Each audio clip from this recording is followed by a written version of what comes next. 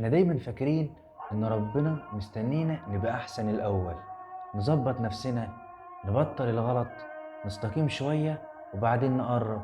بس الحقيقة انت عمرك ما هتبقى جاهز بالطريقة اللي في دماغك. احنا بنأجل القرب من ربنا زي ما بنأجل كل حاجة في حياتنا. نقول لما اهدى، لما ارتاح، لما ابقى اقل ذنوب، لما اظبط الدنيا. بس ربنا مش مستني النسخة الكاملة منك. ربنا مستنيك وانت مكسور، وانت تايه، وانت مش فاهم نفسك، وانت بتغلط وبتحاول. ربنا عمره ما قال تعالى لما تبقى كويس، هو قال تعالى زي ما انت.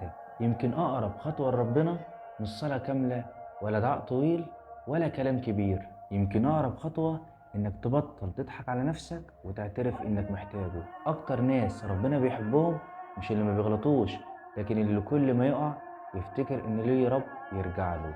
ما تنساش تصلي على النبي. سلام.